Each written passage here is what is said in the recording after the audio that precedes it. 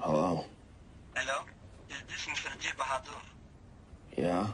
This is Mohammed Farolek from Radio Gurwe over in Somalia. I got your email. So you are wanting to come to Somalia for a book. You are writing on the pirates, and you are looking for people to... Lack of empathy for my pain. Thankfully, I only had to spend the next 8 hours of my journey with her. And then I'd get a new stewardess. And then another stewardess. And then another. In fact, I might have set a connecting flight record to Somalia. But see, this was all part of my master plan. A fixed budget that would allow me to write my book. And unlike several of my predecessors who ventured to where that flag is, I'd stay alive as kidnapping and killing journalists.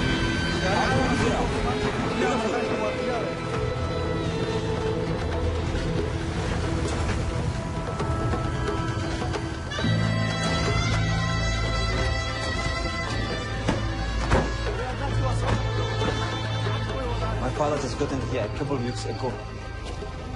The transition of government was entirely peaceful. Seti. Abe. في عنا حالات كمان. Seta. حالات كمان. Abe معنا. أبا.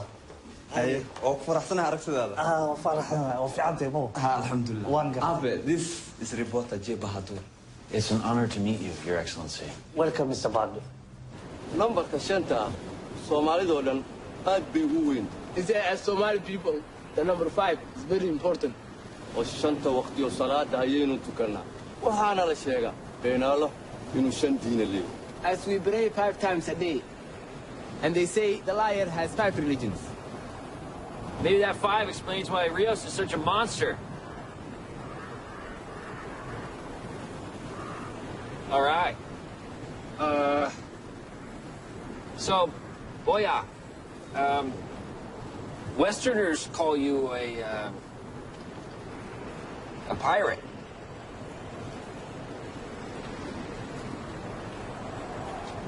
Boyo, wuxuu ku yidhi reer galbeedka maahi burcadbeed waxaan ahay nin baddiisa ilaalshanay. He's saying he's not a pirate. He is someone defending his oceans. Badbadita bada. Yes. Yeah. waxaan ahaa ka kalluumaysta badda eyl. He was a lobster diver from Ain. waxaa soo maray Chinese-ka, Taiwan-ka, Korean-ka. The Westerners come, Chinese, the Koreans, oo wixii ku jiray badda oo dhan jib qaatay. and they overfish the waters. waxay wataan dabina waaweyn oo baabiye wax walba ku jira. So they must pay for their illegal actions. So you attacked their fishing vessels. dee cashuurtii badaha ay dawladda ka qaadi jirtay baan anigu ka qaada. He takes the taxes that the government's supposed to take. That's all he's doing. weligoodna qofna ma ay diin. And they never kill anyone. Never. may maaha kuway. He said never, not his men. Together. It is a merely mathematical probability that you will meet the ultimate girl of your dreams in your lifetime.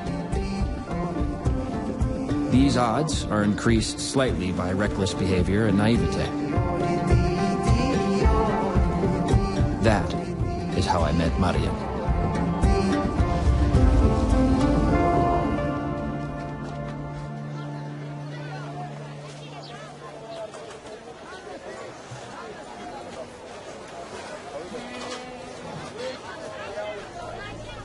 Assalamu alaikum, Jay. Assalamu alaikum, Marian. Alak Dakat. Yes, I see you in the window. Speak English. A little. Where did you learn? I watch a lot of American movies. Movies. Yeah, I love. That makes 2 of us. Yes? Yeah. Got movie posters all over my room. What's your favorite movie? I like G.I. Jane. That's great.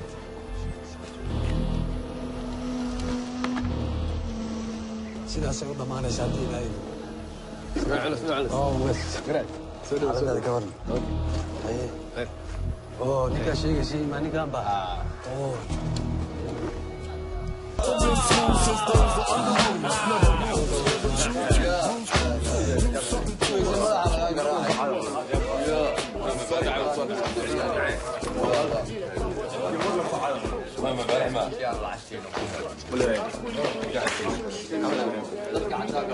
So, tell me, Boya, how do you attack?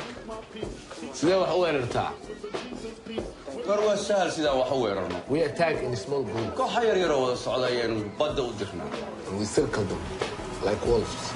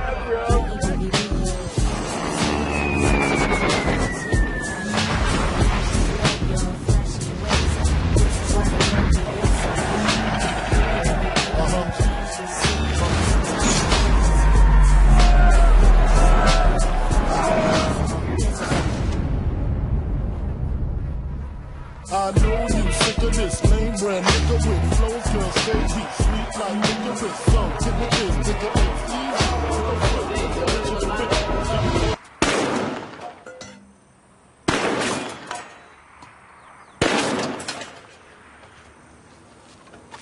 Gasaca kalluunka. Canned tuna Waddankeena waa laga dhoofin jiray. was the only export from the country. Maanta waa aragtaa gasacii kalluunka waa lagu toogasho baranaya. And today it's very sad. All it's good for is a target the size of a man's heart. Inuu weydiiyo markabka Maraykanka la weeraray. He say he know why you come. You want to know about the American ship that have been attacked, but he want to tell you he didn't do it. Does he know who did? Mogdahay. Yes, me.